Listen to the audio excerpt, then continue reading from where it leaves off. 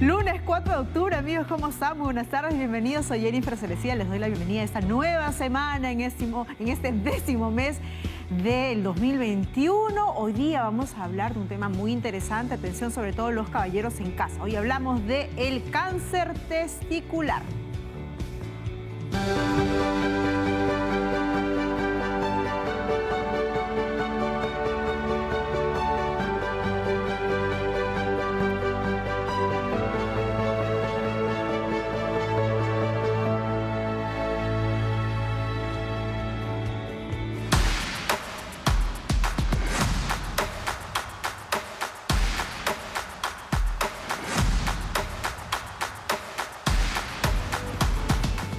Ahí está, pues muchas veces se suele pensar que el cáncer, esta enfermedad crónica, suele aparecer solamente pues en adultos mayores o hay mayor factor de riesgo cuando uno va avanzando la edad. Pero hoy vamos a hablar de uno de los cánceres que es más común en jóvenes varones. Así que atención, por favor, a todos los caballeros, porque el día de hoy vamos a desarrollar el cáncer testicular, que como todo cáncer, si es que es detectado a tiempo, puede ser de alguna manera remitido, curado. Así que hoy tenemos un especialista que va a responder todas sus consultas. Vamos a ver una nota y empezamos ya luego con sus preguntas.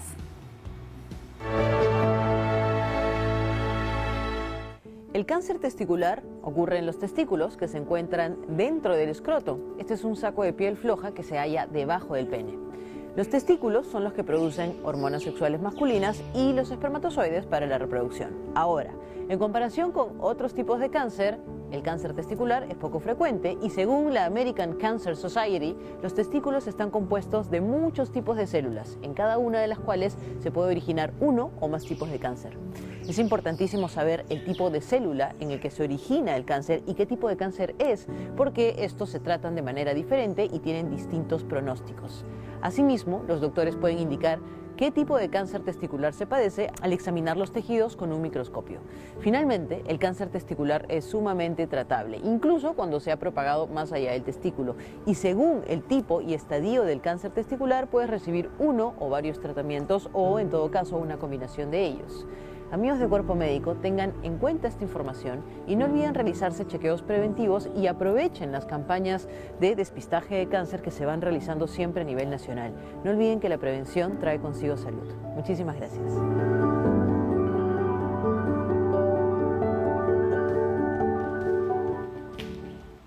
Como todo cáncer, pues el tema de la prevención es la palabra clave. Vamos a presentar ahora sí a la especialista que va a responder sus consultas.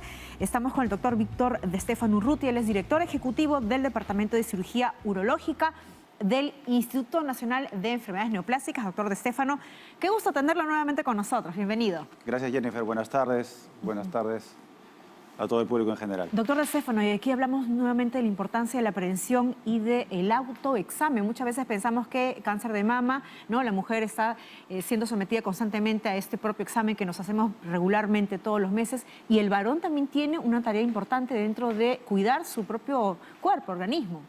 Exactamente. En realidad, ahora en el siglo XXI, no curar un cáncer de testículo prácticamente en otros países es inconcebible, ¿no? Y el cáncer de testículo tiene la particularidad de que es accesible a un simple examen físico y que la persona en particular debería autoexaminarse por lo menos una vez al mes, ¿no? Esto nos ayudaría a detectar lesiones más pequeñas con tratamientos menos complicados, pero aún así es importante recalcar que el cáncer de testículo en todas sus etapas, incluso en las enfermedades avanzadas, gracias al trabajo conjunto de múltiples disciplinas, en la actualidad es una de las neoplasias que es un ícono del trabajo multidisciplinario en la cura del cáncer. Genial, entonces se puede curar siempre y cuando, como siempre, pueda ser detectado a tiempo. Y doctor, ¿y por qué es que no los varones muchas veces desconocen o no se someten a este autoexamen? Hay mucho tabú, hay desconocimiento, ¿qué es lo que ocurre? Más que tabú, yo creo que acá sí se trata básicamente de desconocimiento. No es como la próstata, donde sí podríamos hablar de tabú. Hay poca difusión de lo que debería ser el autoexamen testicular y en realidad, acá lo digo, lo que debe hacer un paciente varón es en el momento en que está tomando un baño, ya sea en la ducha o como fuera que se bañe, con las manos jabonadas, ¿no? Palpar sus propios testículos, familiarizarse con su anatomía y si detecta cualquier parte dura, ¿no? O algo fuera de lo normal en la consistencia, porque no le vamos a pedir que haga un diagnóstico exquisito, acudir inmediatamente a un especialista, un urólogo, para que lo evalúe y él, con toda seguridad, podrá definir si esa lesión es sospechosa o no de un cáncer de testículo. Las mujeres nos sometemos a este autoexamen de mamas una vez por mes. Esto también sería indicado entonces para el varón en los testículos. Exactamente, es el mismo principio y en particular, creo que ustedes lo han mencionado, el cáncer de testículo es la neoplasia maligna más frecuente en los varones entre 15 y 45 años. Y también es una enfermedad con un perfil bien definido, es o blanco o negro, es decir, si seguimos las particularidades del tratamiento que los especialistas manejamos, la chance de curarlo llega al 99%. Pero si nos salimos del esquema o no hacemos ningún tratamiento y dejamos pasar, la enfermedad es rápidamente mortal 100% de las veces. Porque se irradia a otros órganos. Y se disemina con bastante rapidez y facilidad. ¿no? Perfecto, doctor. ¿Qué le parece si después justamente de esta primera consulta que lleva por redes nos explica muy bien con la maqueta cómo tendría que hacer este autoexamen para que todos los varones en casa, y aquí, ojo, que están ya muy atentos, puedan someterse a ese autoexamen de testículos todos los meses, por ley? Vamos con una primera consulta, llega a través del Twitter, vamos a leerla ahí rápidamente. Diego Cárdenas le pregunta, ¿es posible realizar una autoexploración de los testículos para poder prevenir el cáncer? ¿Cómo es la forma adecuada de hacerlo? Ahí está, Diego se nos adelantó, doctor. Ahí está. Claro, excelente pregunta y refuerza lo que estamos conversando, ¿no? La idea es palpar el testículo de abajo hacia arriba con suavidad, ¿ok? Identificando básicamente dos estructuras que tiene. El testículo en sí, ¿no? Que es el que tiene la forma clásica ovalada. Y hay una estructura que va sobre el testículo, ¿no? Como si fuera un gorro romano o un adorno sobre el testículo, que es particularmente muy dolorosa y que hay que tener mucho cuidado al momento de palpar. Esto se llama epidídimo y es una estructura distinta, que incluso es un poco más dura en consistencia. Pero donde tenemos que buscar básicamente la presencia de tumores es en esa consistencia tipo cauchosa que tiene el testículo en la mayor parte de su estructura. Todo aquello que esté duro, ¿okay? O incluso si al tocar acá sienten un dolor agudo fuera de lo usual, amerita una consulta para descartar, bueno, una infección o un tumor. Y eso es lo que estamos buscando. ¿Y el examen se tiene que hacer con qué dedos principalmente? ¿Pulgar, índice? Básicamente 3 dedos. Tres ¿no? dedos. El pulgar y los 2 dedos más grandes. Incluso se puede usar el dedo anular para fijarlo. Y puede hacerse en ambos lados, ¿no? Se recomienda siempre la mano jabonada para que aquellos que no tienen mucha experiencia en palpación no presionen demasiado, ¿no? Y no se lastimen. Básicamente lo que se les recomienda también a las mujeres. Posteriormente ya lo pueden hacer una vez al mes con un poco más de práctica y habiéndose familiarizado pues, con su propia anatomía. Y eso es importante porque así el varón joven va a poder incluso identificar, ¿no?, al cabo de los meses si es que hay alguna anormalidad, un bultito, algo que salió que no estaba pues, el mes pasado.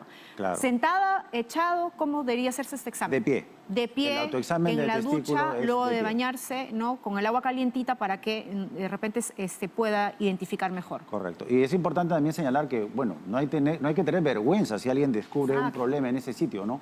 Lo que nosotros muchas veces vemos en el instituto es personas que presentan un aumento de tamaño progresivo del testículo que a veces pues es 10, 15 centímetros, 20 centímetros de tamaño, la diferencia es abismal y cuando uno pregunta por qué han esperado tanto es básicamente por vergüenza, por miedo a mostrar la zona a un extraño, hasta a un mismo médico. Exacto. Y eso aún así podemos curar al paciente muchas veces, pero la verdad que es bien simple hacerlo en etapas iniciales. Claro. ¿No? Que es lo ideal y que por favor hoy día usted tome conciencia, si usted ha visto algo normal, inusual en sus testículos, vaya donde el especialista, no tenga temor. Vamos con otra consulta del Facebook, ahí está, rápidamente le leemos. Isaac Mirabal dice, me ha salido una bolita arriba del testículo derecho, no me duele ni nada, y cuando la aprieto desaparece y luego vuelve a aparecer. Doctor, ¿qué podría ser esto? Da la impresión de ser una lesión quística, ¿no? Sin embargo, por cualquier duda, sería bueno que le examine un especialista, ¿no? Doctor, ¿y el cáncer testicular duele? ¿Estas bolitas podrían generar dolor? 90% de las veces el cáncer de testículo no duele, ¿okay? Es más, una masa indolora, un aumento de volumen indoloro del testículo suele ser casi siempre sinónimo de una lesión tumoral de testículo, de un cáncer testicular. Pero hay un porcentaje de casos que sí duele, así que no es excluyente. Por lo tanto, cualquier anormalidad en la palpación es importante que haga que el paciente acuda al médico. Y es una cápite, hay que señalar algo más también. Es tan importante lo que hemos logrado en cuanto a curación de cáncer de testículo, que ahora no solamente nos interesa curar, sino que nos interesa la calidad de vida del paciente. ¿Esto qué quiere decir? Está afectando a varones en edad fértil, ¿no? En etapa reproductiva. Entonces, tal vez no pueda estar al alcance de todo el mundo, pero preservar el esperma para todas las etapas del tratamiento que se vienen en un cáncer testicular, o incluso para aquellos que lo deseen, como se hace con las mamas, colocar una prótesis de reemplazo, ya que se trata de personas que están pues en una etapa de sexualidad y en donde esto puede causar algún tipo de impacto psicológico, todo eso es motivo de preocupación ahora dentro del tratamiento en cáncer de testículo. Es decir, nos interesa diagnosticar a tiempo para curar y dar calidad de vida. Exactamente, calidad de vida, ¿no? De repente el varón tiene por ahí pues un nódulo, un tumorcito, como usted dice, que podría ser benigno, pero en todo caso podría afectar incluso hasta el sostener relaciones sexuales, porque de repente, ¿no? Le parece que es algo que no es estéticamente correcto, por eso acuda al especialista. Vamos ahora hasta Ica. Mario nos llama. Mario, gracias por llamarte. Escucha el doctor. Mario. Buenas tardes. ¿Qué tal? Hola. ¿Cómo estás? Buenas tardes. Mi pregunta para el doctor. ¿Qué podría ser esos pequeños bultos que salen debajo de los testículos? ¿Tumores? ¿O qué podría ser? O sea, hace un tiempo no lo tenía, pero ahora me ha salido. O sea, he visto que es pronunciable, ¿no? Esos pequeños bultos que están en los testículos. ¿Qué edad tienes, Mario? ¿Hace cuánto estás con esas bolitas? 46. 46. Ya será 4 meses por lo menos que ya me he dado cuenta que los tengo. ¿No duele? No duelen. Perfecto. Vamos a ver qué orientación te da el doctor. Bueno, son múltiples, eso ya no excluye al 100%, pero aleja la posibilidad de un tumor testicular. No suele ser la presentación así, generalmente es un tumor único. Y si me dice o me describe que están debajo de los testículos, probablemente pueda tratarse de una especie de rosario de quistes de epidídimo múltiples, ¿no? Que son una especie de secuela de algún proceso inflamatorio que se haya tenido en la zona, ¿no? Nuevamente, ese tipo de cosas es mejor examinarlas directamente y eso elimina la duda rápidamente. Ahora, ¿y el varón puede vivir con quistes o con tumorcitos benignos en los testículos? Sí. Los quistes sin que afecte la salud, al menos, salud Los quistes física. del epidídimo son muy comunes, a veces pasan desapercibidos cuando son pequeños y hace ya muchos años que la práctica y la ciencia nos ha enseñado que es muy raro a las veces en que necesitan algún tipo de tratamiento quirúrgico o de algún otro tipo. Perfecto, pero eso solamente lo puede determinar el médico que vaya a ver, porque nosotros no somos médicos, no sabemos que lo que salió ahí es benigno, maligno o vaya a ser que sea un cáncer que se esté formando. Así que, por favor, cualquier cosita, bultito que sale en la zona testicular, vaya al especialista. Vamos con Rocío desde Trujillo. Rocío, gracias por llamar. ¿Aló? Hola, Rocío, cuéntanos. ¿Sabe qué? Hace un año antes de la pandemia le llevaba yo a mi esposo para que se haga de los próstata. Examen de próstata, Sí, le salió negativo, pero yo lo que a mí me sorprende de mi esposo que mucho se levanta en la noche, mucha orina. Va muchas veces ¿Cuántos años tiene tu esposo, Rocío? Tiene 51 años. 51 años. Y quiere saber qué podría hacer en todo caso si va mucho al baño. Perfecto, muy bien, bueno. Es un tema más vinculado a la próstata. Probablemente lo que tiene el esposo de la señora Rocío es un crecimiento de próstata por la edad y asociado a inflamación.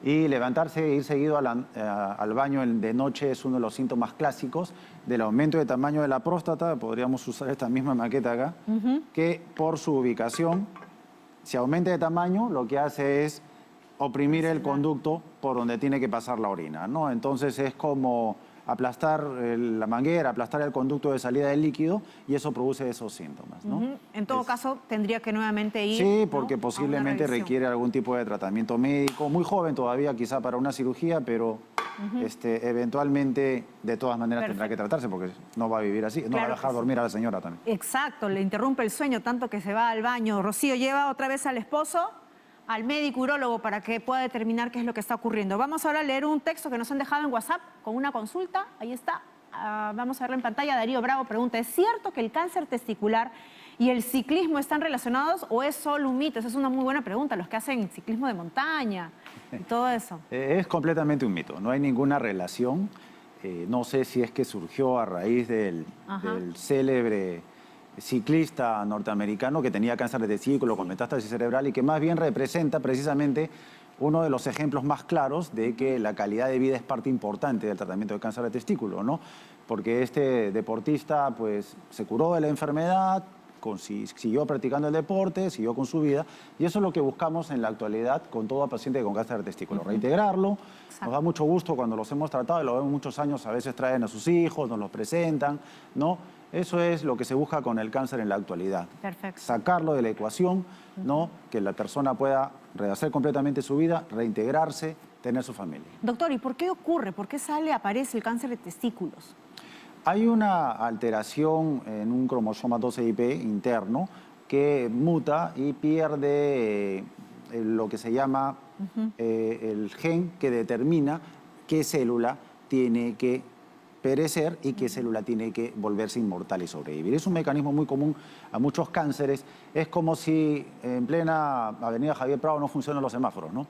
Entonces, esa congestión que se empieza a producir es porque lo que tiene que indicar qué parte del organismo va a renovación, qué parte del organismo debe morir de forma natural para crear más tejido, eso se desordena.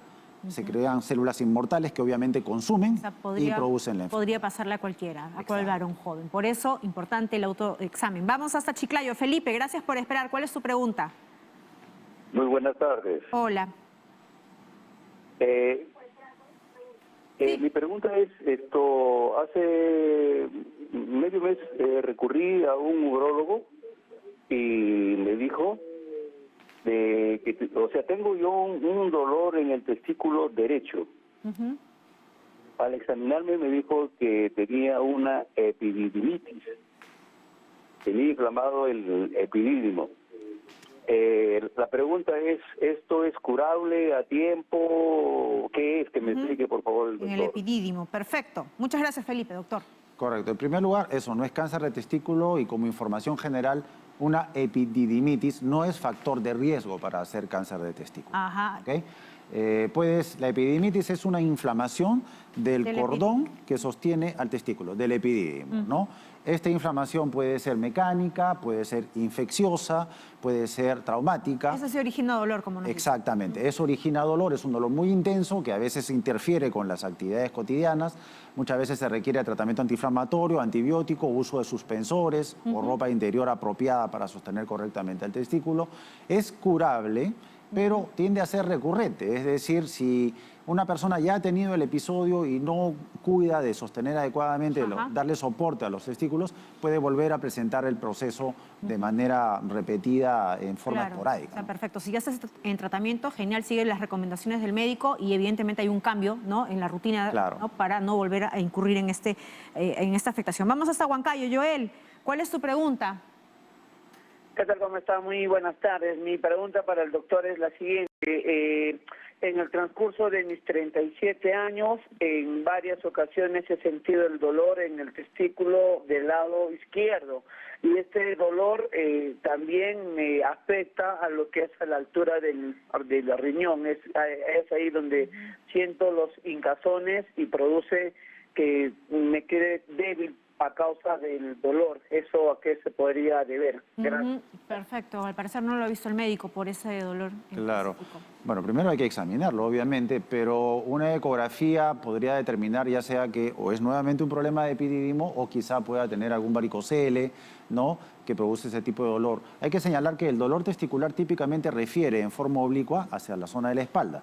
Eso se debe al origen embriológico del testículo y a que el nervio sigue más o menos ese trayecto ascendente, ¿no? Entonces, la zona inguinal primero y a veces llegando hasta la espalda suelen ser sitios a donde puede referir un dolor testicular, no solamente en el lugar primario del testículo. Pero todo dolor testicular nos tiene que mandar necesariamente al especialista. Ojo, Joel, ahí está la recomendación. Vamos hasta La Libertad. Pedro, gracias por llamar. ¿Cuál es tu pregunta? ¿Pedro? Sí, Flores, Pedro. Pedro. Sí. ¿Cuál es la consulta? ¿Hola? Sí, estoy escuchando. Ya es la pregunta. Doctor, buenas tardes. Buenas tardes. Le habla Pedro Flores de la provincia de Pacamesa, Pedro Hijo. Bueno, claro que la enfermedad que le quiero consultar es de urología, por supuesto, ¿no? Pero no de los testículos. Yo tengo un dolor, doctor, que por supuesto, yo sufro de insuficiencia renal, ¿no? Pero tengo un dolor que me viene desde del lado izquierdo ¿no? Y me afecta toditita esa parte del lado izquierdo, me afecta bastante, me duele demasiado, ¿no? No tengo problemas para orinar, no tengo nada, pero el dolor sí me... Pero hay dolor. ¿Qué edad tienes, Pedro? Hay dolor fuerte, dolor fuerte, un dolor fuerte. Y cuando me viene el dolor, se me hincha en la parte de delante del estómago y se me pone el lado izquierdo como si tuviera piedra. Perfecto. Tenso, no se me endormece la pierna, Claro. se me endormece el pie o la mano. Bueno. No sé a qué se debe. Ya no tengo tiempo. ¿Qué edad tienes, Pedro? Rapidísimo. Tengo 78 años. 78, perfecto. Vamos a ver qué orientación te da el doctor. Bueno, esto no tiene nada que ver con un tema testicular, es Ajá. un dolor del abdomen superior y en esta zona lo que hay que evaluar es estómago, páncreas, hígado, ¿no? Si dice que tiene insuficiencia renal, pues a veces se produce un daño hepatorrenal que requiere evaluación y seguimiento. Y hacer la aclaración de que los dolores de espalda, 90% de las veces son musculares. Ajá. Bueno, Así que- 78 años. De repente por ahí. Exactamente. Ir al Entonces, médico. Probablemente tiene que ir, y bueno, de hecho tiene que ir, y probablemente hay que hacerle por lo menos una ecografía para ver qué está pasando internamente. ¿no? Entonces ahí acudir al médico, por favor, Pedro, para que puedan diagnosticar mediante exámenes qué cosa está originando ese malestar, ese dolor. Doctor, cerrando ya justamente el bloque, ¿qué recomendaciones puntuales puede darle a todos los televidentes? Bueno, insistir con lo que es la palpación, el autoexamen testicular, una vez al mes, por favor, señores, amigos.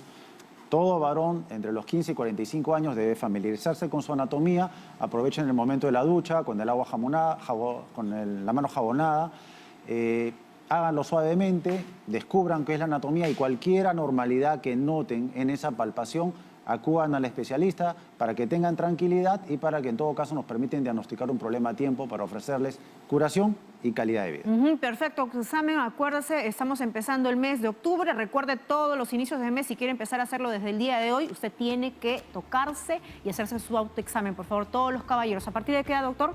Desde los 15 años. Desde los 15 años. Muy bien. Ahí está la recomendación. Hemos estado con el doctor Víctor de Stefano Urrutia, director ejecutivo del Departamento de Cirugía Urológica del Instituto Nacional de Enfermedades Neoplásicas. Muchísimas gracias. Qué gusto tenerlo con nosotros. Muchas gracias. Jenny. Vamos a hacer una pausa y regresamos con Sarita Busabá, nuestra nutricionista, que nos da recomendaciones, tips nutricionales para alejar el cáncer de nuestras vidas. Así que no se la pierda. Ya regresamos.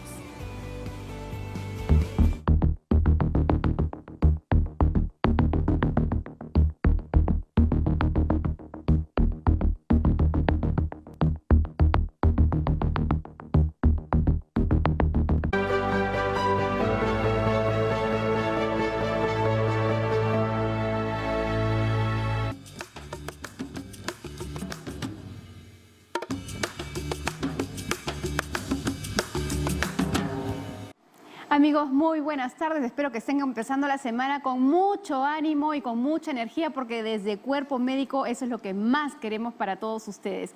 Y uno de los temas en nutrición y que mucho preocupa a las personas es ¿qué hago cuando tengo cáncer? Pero en realidad debemos empezar a pensar desde el otro lado.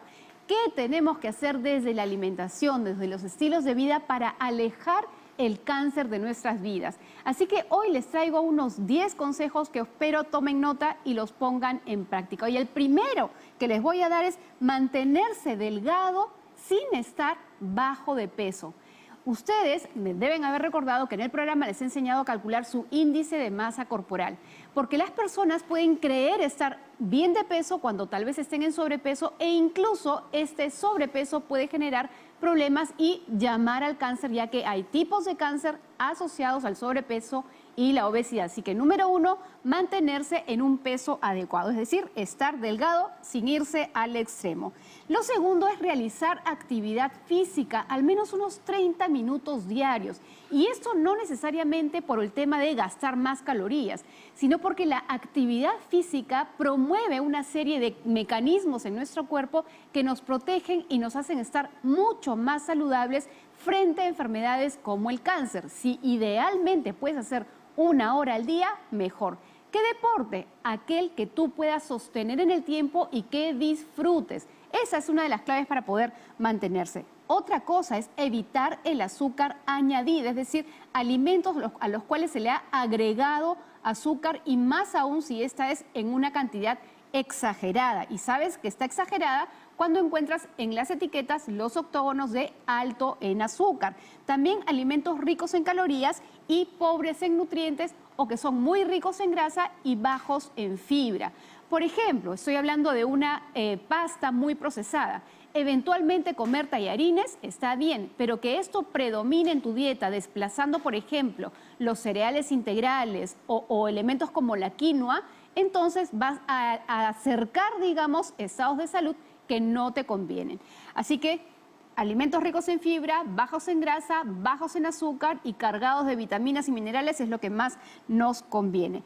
Otra de las cosas que tenemos que hacer es limitar el consumo de carnes rojas. ¿Con qué frecuencia podemos comerlas? Una vez a la semana es suficiente.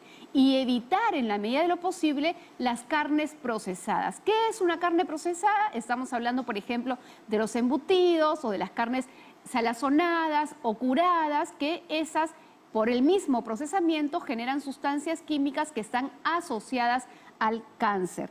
Otra de las cosas que tenemos que tener en cuenta es el consumo de alcohol. Debemos evitarlo en lo posible. Ya los estudios nos muestran que indistintamente de la cantidad de alcohol que uno ingiera, este va a tener efectos nocivos a la salud y sobre todo a nivel de nuestro cerebro. Pero si por ahí tienes un evento social, familiar, donde, digamos, la bebida con alcohol es para hacer tal vez algún brindis, en el caso del hombre no debería exceder las 2 raciones y en el caso de la mujer no exceder 1 ración. ¿Por qué? Porque las mujeres, debido a nuestra composición corporal, somos mucho más vulnerables a las bebidas con alcohol.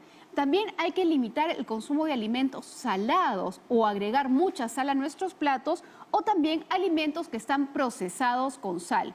Y ahí, por ejemplo, podemos hablar incluso de alimentos saludables que tienen sal añadida, como por ejemplo las nueces o los frutos secos en general. Si eventualmente consumes un fruto seco con sal, no tendría que ser un problema, pero si esto es parte de tu día diaria, entonces prefiere mejor aquellas nueces que no se les ha añadido sal a ese producto. Lo mismo las conservas o los alimentos que están conservados con mayor cantidad de sal añadida. Ahora, esta es una recomendación muy importante. No use suplementos como protección para el cáncer. Hay muchas personas que tienen genéticamente predisposición al cáncer o que incluso están cursando con cáncer y optan por tomar suplementos porque creen que esto de alguna manera los va a poner más fuertes o incluso los va a curar. Mucho ha pasado esto sobre la vitamina C, que incluso se pretende inyectar. No hay ningún sustento científico y es más, si ustedes consideran que su dieta no está suficiente y creen que deberían tomar un suplemento, no lo hagan sin consultar con su médico tratante, por favor. Esto es muy importante. Y finalmente, hay 2 más, promueva la lactancia materna exclusiva, porque esto se sabe que ayuda a prevenir el cáncer de mama en las mujeres. Y ahora sí, finalmente, aquellas personas que han tenido la gran suerte de sobrevivir al cáncer y que ya se les ha dado de alta, igualmente tienen que seguir las recomendaciones de estilos de vida saludable para alejar el cáncer de sus vidas. Estilos de vida saludable y chequeos preventivos, y nos vamos a ir también con una recomendación. Ya empezó hasta el 17 de octubre esta gran colecta nacional virtual de Yo Paro Una Olla. Usted puede incluso donar 5 soles y con eso cubrir la alimentación de un niño de las aldeas infantiles SOS Perú. Así que ya lo sabe, usted puede también sumarse a esta gran campaña de aldeas infantiles donando a través de Yape, Plin, y más información en www.yoparounaolla.org. Todos nos podemos sumar a esta causa. Nos vemos a las 5 de la tarde. Cuídese. Chao.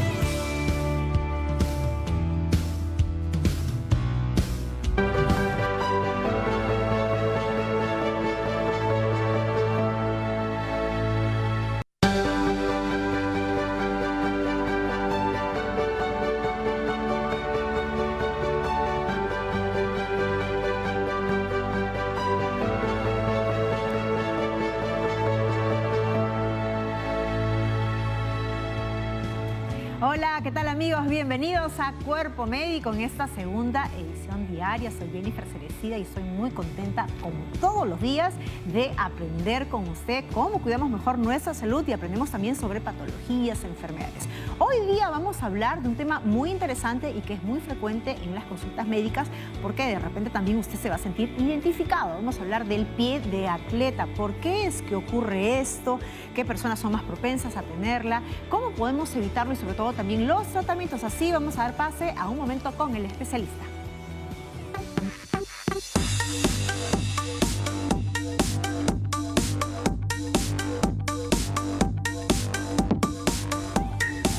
Y para hablar pues de este molestoso picor en los pies que usted de repente por ahí ha identificado, con enrojecimiento entre los deditos y por ahí descamación. Bueno, para hablar de ese tema, el día de hoy vamos a presentar al especialista que nos acompaña ya. Estamos con la doctora Julio Pancorbo y es médico dermatólogo de Sisol Salud de la Municipalidad Metropolitana de Lima. Doctora Pancorbo, qué gusto tenerla nuevamente. Jennifer, ¿cómo estás? Muy buenas tardes aquí para poder informar acerca de este tema tan interesante. Perfecto. Y frecuente. Claro que sí, y muy frecuente. Y también vamos a darle la bienvenida, como siempre, a Sarita Busabá, nuestra nutricionista, porque ella también tiene un tema muy interesante que vamos a darle un amplio desarrollo también. Así es, Jenny, gracias, bienvenida, doctor. Efectivamente, hay un tema en nutrición que es sumamente consultado. ¿Qué debo comer si tengo cálculos en la vesícula? Mi dieta cambia, ¿cómo puedo hacer? Así que hoy les explico todo. Perfecto, ya habíamos tocado incluso ese tema, ¿no? A propósito de ese barro que se forma y qué deberían de comer las personas que por ahí están esperando, ¿no? Están en la lista de espera para una operación de la vesícula. Bueno, todo eso más adelante en instantes, no se la vaya a perder. Pero ahora sí, entramos con esto del pie de atleta, que es, solo lo tienen los atletas y los que no son atletas no podrían tenerlo. Doctora, ¿cómo está? Bienvenida. Así es, Jennifer. El pie de atleta es una infección producida por hongos, que es muy frecuente en aquellas personas que están en climas muy cálidos, que usan zapatos cerrados y que tienen mucha transpiración en el pie. Entonces, estas personas son las que están con mayor predisposición a presentar el pie de atleta. Hay personas que pueden tener enfermedades o comorbilidades que le llamamos nosotros, como son la diabetes, las enfermedades que tienen insuficiencia vascular o trastornos circulatorios en los miembros inferiores o inmunocomprometidos, ¿no? Son más susceptibles o sensibles a presentar este tipo de afección. O sea, es una, entonces es una afectación no solamente de deportistas, sino de personas que por ahí no tienen la costumbre o la higiene de cambiarse constantemente las medias y tener pues el zapato húmedo, calientito, oscuro. Claro, el zapato cerrado. Los deportistas generalmente, ¿por qué se les atribuye pie de atleta? Porque son los que con mayor frecuencia, pero no debemos exceptuar a aquellas personas que también por trabajo o por alguna otra condición usan este tipo de zapato cerrado y que transpiran mucho. Hay personas que tienen esta alteración y generan este problema en los pies, ¿no? Claro, entonces las condiciones para que esto se desarrolle es lo que menciona, ¿no? El zapato cerrado, medias, sudoración, pero también hay otros aspectos que hacen más vulnerable a la persona. Ya ha mencionado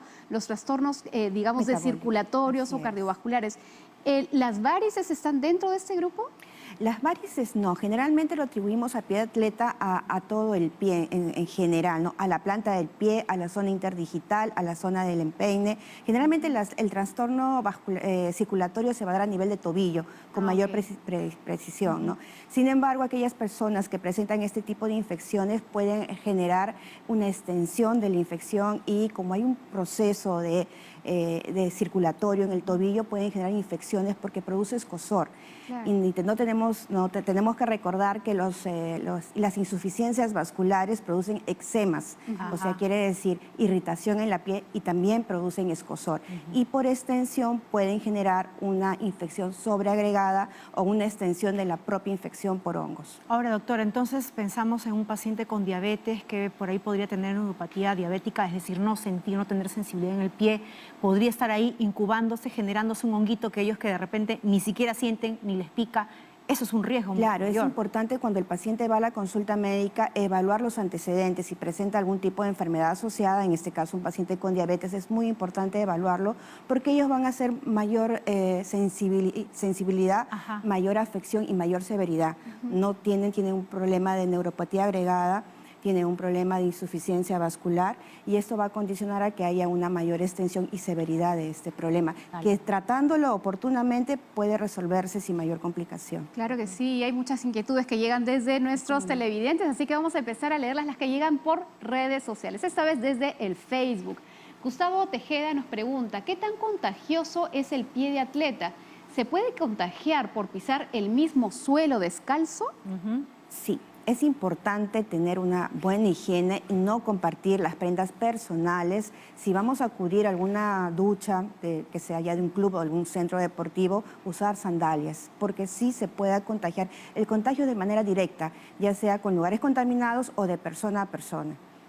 Incluso no olvidar que los animalitos que también tienen algún tipo de infección en la piel pueden contagiar este honguito a la persona, al dueño, ¿no?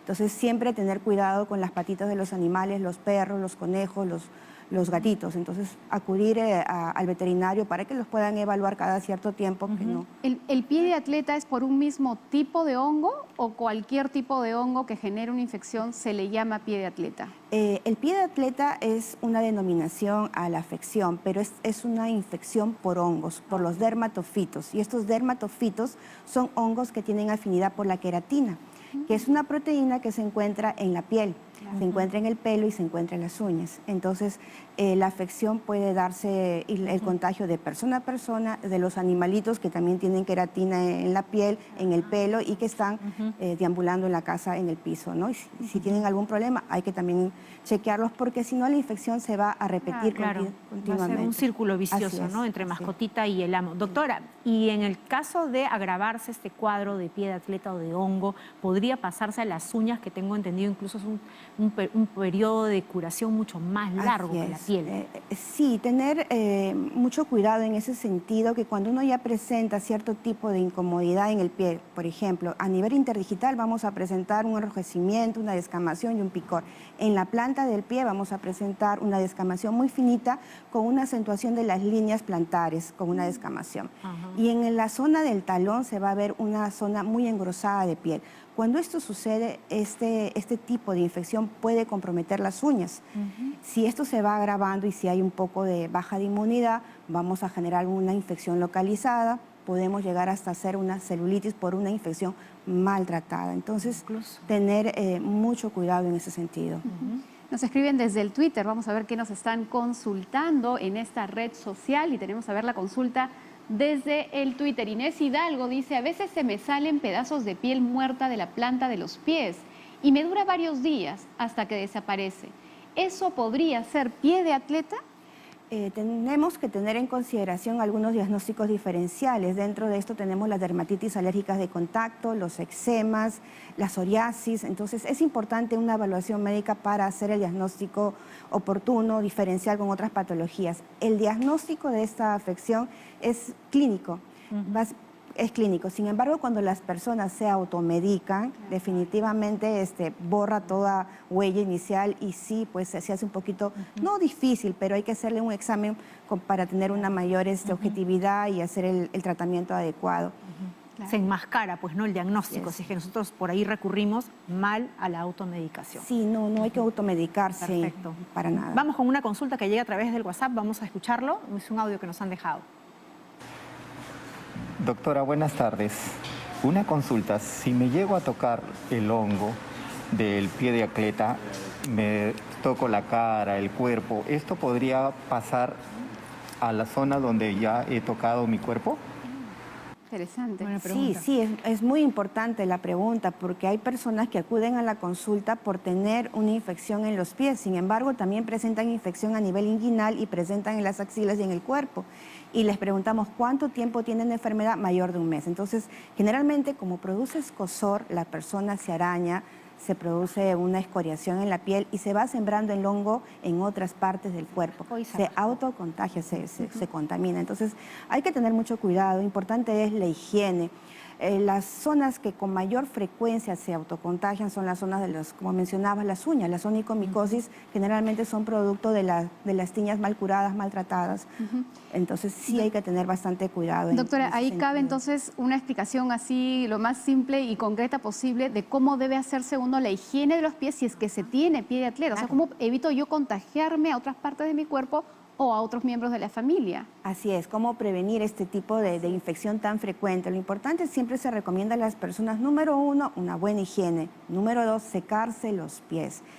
secarse los pies siempre con la toalla y luego con papel toalla, sobre todo a nivel interdigital. Eso es muy importante. O sea, entre los dedos. Entre los deditos. Con papel toalla, Con preferible, papel no toalla porque- para no contaminar. No, preferible papel toalla si es que tenemos alguna... Yo creo que es mucho más higiénico. Y sobre todo porque va a retirar la humedad excedente que queda a nivel de entre los dedos. Darnos un poco de tiempo en ese sentido para poder evitar esa humedad, ¿no? Luego, no compartir las prendas, no compartir los calcetines, los zapatos, las chancletas. Definitivamente eso hay que descartar, son de uso personal.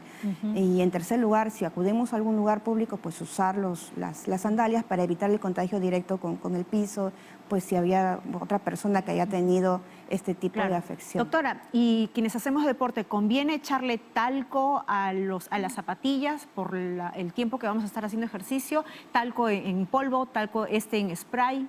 ¿Es posible? Sí es recomendable el limpiar los zapatos por dentro, ventilarlos, y sí podemos usar el talco 1 o 2 veces por semana o el spray.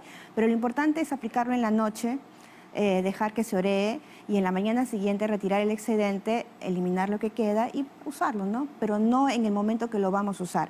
El talco es importante usarlo en piel sana, no en piel que tenga problemas, porque a veces se adhiere a las lesiones, se humedece y genera un componente inflamatorio más severo. Entonces el talco va a piel sana. Definitivamente puede ir al zapato, pero hay que retirar el excedente y preferible en la noche. Seguimos con las consultas. Nos han dejado otro audio desde el WhatsApp. Vamos a escuchar qué nos están consultando. Hola doctora, buenas tardes. Quería saber qué cuidados se tienen que tener respecto al calzado, o sea, los zapatos, las medias.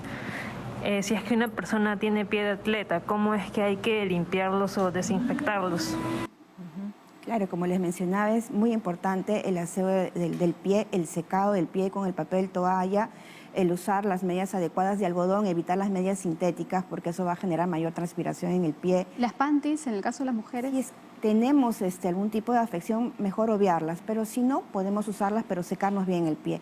Y los zapatos, tenemos la mala costumbre para los meses de invierno guardarlos de verano y para los de verano guardamos los de invierno. Entonces, guardarlos en bolsas de papel, porque las de plástico generan pues mayor humedad y por ende el honguito que está ahí en el medio ambiente va a crecer, va a generar moho y puede generar un proceso infeccioso. Y preferible no utilizar un zapato 2 días, doctora, para que le demos el tiempo de respirar. Es importante, a veces sí sería conveniente, pero a veces no hay posibilidades de ese cambio, ¿no? Entonces, una buena limpieza del zapato, secar bien el zapatito, a veces lo humedecen con trapo húmedo y no. Trapo seco, echarle un poquito de talco en la noche y creo que con eso es suficiente. Ahora, bueno, si hablamos de zapatillas, sí es importante el lavado de zapatillas una vez al mes, depende del uso que le den. En ese sentido, las zapatillas son las que generan mayor transpiración y por tanto pueden albergar el honguito y cuando la persona lo vuelve a usar, puede contaminarse. Garantizarnos básicamente que ese zapato está bien seco antes de colocarlo. Entonces podría ser el hecho de que yo no tengo la opción de cambiar zapato diariamente, tengo un solo zapato y en las noches de repente colocar papel periódico o higiénico dentro del zapato para que coja cualquier tipo de humedad que de repente se generó en el día, para el día siguiente en la mañana volverme a colocar el zapato. Orearlo, básicamente. Orearlo. A veces tiene una secadora de cabello o algo, un aire caliente. Hay personas que secan los zapatos con la secadora. Incluso he escuchado de personas que se secan los pies con la secadora, con un airecito tibio, para poder eliminar la humedad, ¿no? Para no utilizar de repente tanto papel. Claro, uno se va acomodando de acuerdo a lo que tenga de posibilidades en casa. Claro, qué interesante todo eso. Que es más ecoamigable, ¿no? El utilizar papel todos los días o de repente la secadora, consumir electricidad, ¿no? Sí, mejor, yo creo que sería mejor el papel en todo caso, me parece. Al menos es algo que se puede reciclar, ¿no? Un papel toalla se desintegra más rápido, es más ecoamigable que el consumo de energía eléctrica, sin duda. Sí. No, hay que ir incluso pensando en de todas maneras. ¿no? De todas maneras, de hecho, de paso, entre paréntesis, por ejemplo, no tiene nada que ver con el tema, pero aprovecho para decirlo, ¿no? De hecho, las guías dietéticas, por ejemplo, que hoy en día se van lanzando en los diferentes países, no solamente miran la nutrición, sino que además promovemos que consumamos alimentos más ecoamigables, porque eso es muy importante. Y en ese sentido, doctora, ¿la dieta tiene alguna relación con el ser más vulnerable a tener hongos? No, ninguna dieta. Yo creo ¿Una persona que está subida de peso, tal vez? En este sentido, el estado nutricional de las personas sí hace que sean mucho más inmunocompetentes o inmunodeprimidos. Entonces, Si una persona obesa, por ende, va a tener mayor cantidad de sudoración, transpiración en los pies. A lo mejor el zapatito le queda un poquito más ajustado y eso puede condicionar también la retención del sudor y el crecimiento del hongo que a veces vive. Es parte, algunos honguitos son parte de la flora normal de la piel. Claro. Entonces ahí generan otro tipo de problema inflamatorio y a esto se le puede agregar el hongo que está en el medio ambiente. Y quienes tienen hiperhidrosis, la hiperhidrosis es uno de los factores que con mayor frecuencia afecta a las personas por estrés, por ansiedad, o es innato de la persona. Entonces sí es un factor agravante en este tipo de problemas de pie de atleta. Sí. Doctora, ¿y cómo es el tratamiento? Supongamos que ahorita hay mucha gente que nos está viendo y dice, yo sí reconozco que me pica el pie y por ahí he visto descamación entre los deditos. ¿Cómo es el procedimiento para que se animen justamente a buscar pues ya la ayuda y el fin, la solución a este problema? Claro, importante acudir al médico y no automedicarse, número uno. En segundo lugar, los tratamientos el primero por la higiene, tener un buen cuidado con el pie, secarse bien los pies, cambiar los zapatos, lo que habíamos mencionado. Y en tercer lugar, el tratamiento médico. Inicialmente, cuando son afecciones netamente de piel, el tratamiento puede ser con cremas y en 2 o 3 semanas esto se está resolviendo. Pero cuando ya se agravan otro tipo de compromiso por extensión o hay inmunodeficiencia de la persona, entonces ya viene un tratamiento por vía sistémica con pastillas antimicóticas. Así es. Entonces, sí es un poquito largo cuando se trata de la piel en 2 o 3 semanas con pastillitas, esto se puede resolver. Pero en el caso de las uñas, sí requiere un tratamiento bastante prolongado, aproximadamente de 3 a 6 meses. Wow. Entonces, sí hay que tener un poquito de paciencia, sobre todo de informar al paciente que es un tratamiento largo, que es un control periódico y que es necesario que vaya al dermatólogo para que pueda ser evaluado y darle la medicación correspondiente. No olvidar que cuando son tratamientos prolongados, el tratamiento sistémico requiere una evaluación previa con exámenes auxiliares para ver cómo está la función hepática, porque no podemos dar un tratamiento médico tan prolongado a una persona que tiene algún tipo de afección. Buscar otra alternativa, y ahí vienen a tallar también la aparatología que hoy en día se tiene, los láseres que también pueden manejarse en problema de onicomicosis, no en la piel, pero sí en las uñas, ¿no? Entonces, tener cuidado con muchas veces he tenido oportunidad de escuchar a personas que han tenido o tienen este problema, decir que nunca se les va, que siempre están con hongos en los pies. ¿Qué pasa? ¿Se reinfectan? ¿No se les puede curar? ¿Cuál es el problema? El problema número uno es el cuidado que se tienen con los pies. Darse un tiempo para cuidarse los pies es muy importante. Y de ahí viene la reinfección. Dos, que a veces cuidar a las personas que están en contacto con nosotros. A veces viene la esposa y dice, mi esposo tiene hongos en las uñas, doctora, y ya me contagió. Entonces, el tratamiento es para ambos. No es solamente... Claro, sí, quienes comparten la misma cama, la infección es el contacto directo, promueve nuevamente la reinfección, ¿no? Entonces, sí, tener cuidado en ese sentido para que no estén siempre con el mismo problema. No compartir las sandalias, tratar un poco de ser celoso en ese sentido con nuestras prendas personales. Entonces, todo eso va a ayudar a que no haya una reinfección.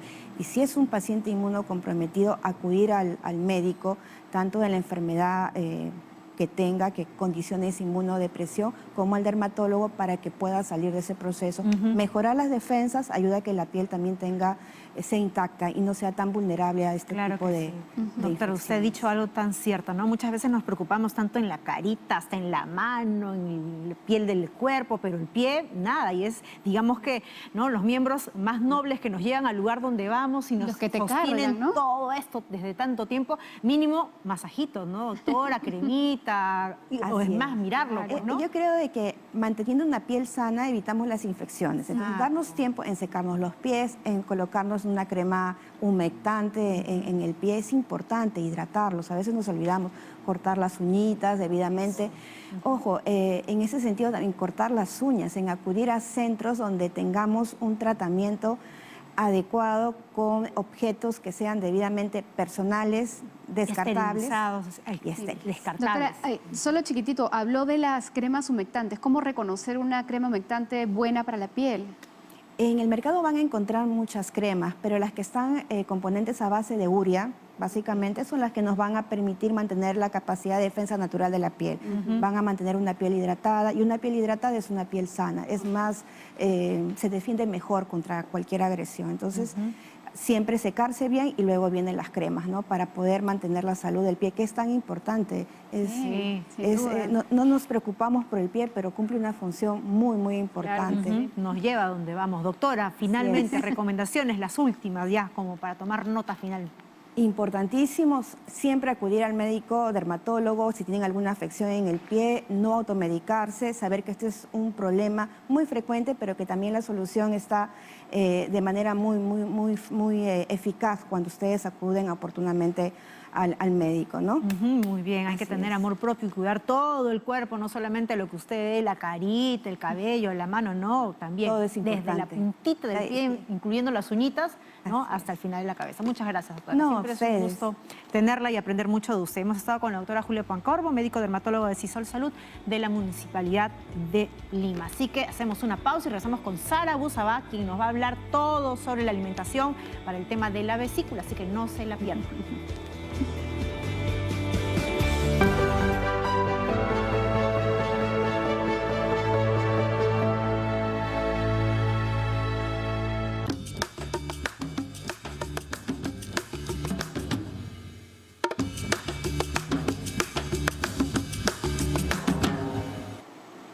Amigos, buenas tardes. Continuamos en Cuerpo Médico y aquí en nuestro momento de nutrición. Hoy para hablar de un tema bastante consultado. ¿Qué debo comer si tengo cálculos en mi vesícula? Sobre todo en este tiempo de pandemia que muchísimas personas han tenido que postergar su atención por diferentes motivos, hasta incluso la cirugía.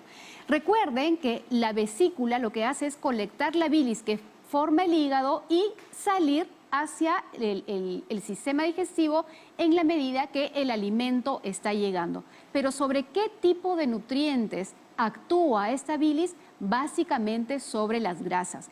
De tal manera que cuando yo tengo cálculos o hay problemas en mi vesícula, esta salida es la que se va perjudicando y por tanto afectando justamente la digestión de las grasas y haciendo más grave el cuadro. Entonces, regla número 1, tenemos cálculos en la vesícula, debemos retirar toda la grasa de la dieta, tanto las saludables como las no saludables. ¿Dónde está esa grasa? En alimentos tan deliciosos y nutritivos como por ejemplo la palta, que básicamente está hecha de grasa vegetal de tipo insaturada, que es muy saludable, pero quienes tienen cálculo lo más probable es que no la toleren y empiecen con ciertos dolores. Lo mismo ocurre con los chocolates y acá no importa si es un chocolate de alta calidad o es una golosina con sabor a chocolate. ¿Por qué? Porque el cacao naturalmente tiene grasa o aceites propios de este fruto, pero que también requiere un proceso digestivo y no conviene. También podemos estar hablando de aquellos alimentos que han pasado por un proceso de cocción donde se les agregó grasa, por ejemplo, las frituras, y no tiene que ser necesariamente de algún tipo de carne. Por ejemplo, un camote frito tiene suficiente grasa que puede afectar la digestión en los cálculos.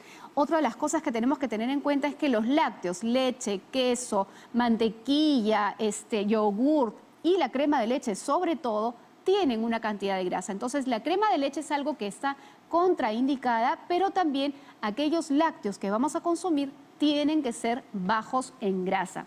Y obviamente las nueces, que hay de diferentes variedades y son tan nutritivas también, pero esas debemos retirarlas de la dieta, lo mismo que los aceites que podemos estar utilizando tanto para la cocción de los alimentos como los aceites, en este caso que les estoy mostrando, el de oliva que utilizamos en las ensaladas. Entonces, todo alimento que tiene grasa naturalmente o grasa añadida debe retirarse de la dieta si tenemos cálculos vesiculares. Ahora, una vez que llega la cirugía y se estirpa la vesícula, probablemente empieces con una dieta blanda donde principalmente te alimentes de sopas, donde se le ha quitado la piel al pollo, una papita sancochada o un filete de pollo, por ejemplo, donde la grasa se le ha retirado y no tiene nada de añadidos ni elementos que contengan grasa. Esta dieta blanda es solo por un tiempo, probablemente te la prescriban por una semana, pero una vez que pasaste y que todo va funcionando muy bien, puedes ir reincorporando alimentos con grasas saludables, pero tienes que medir tu tolerancia.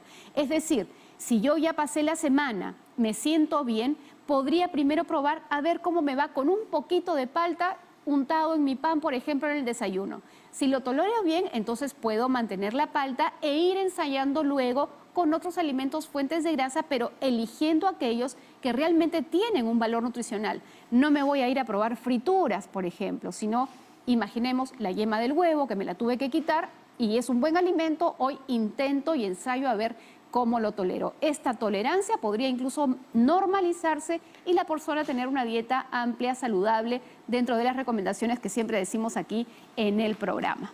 Sarita, y esa podría ser una excelente excusa para ya dejar de lado todas esas grasas no trans procesadas como las frituras y qué decir pues de la comida llamada chatarra, ¿no? Jenny, lo has dicho perfectamente. Este es una oportunidad justamente para reestructurar tu dieta. Una reseteada ahí. Una reseteada total y por favor, basar sus alimentos o su dieta en general en frutas y verduras. Un cuarto de tu plato la proteína, un cuarto de tu plato tu ración de cereal que sea rico en fibra. Esos son los pasos para tener una dieta balanceada y como bien dices, qué mejor oportunidad cuando yo tengo que empezar a ver la tolerancia de alimentos. Buenísimo, Sarita. Entonces que valga, ¿no?, ese ejercicio también para todas las personas que no hemos tenido problemas de la vesícula, Dios no quiera, para empezar de a poquitos, ir dejando esa comida que incluso no son alimentos, son productos alimenticios como las grasas, comida chatarra que no le hace bien. Y si vamos evidentemente a consumir grasas, que sean las grasas naturales, tan saludables como la paltita, ¿no?, los lácteos o de repente los frutos secos. Gracias, Sara, quedó clarísimo. Recuerda, usted puede volver a ver este programa a través del canal de YouTube de TV Perú, donde están todos los episodios de Cuerpo Médico. Nos vemos la próxima. Cuídese. Chao.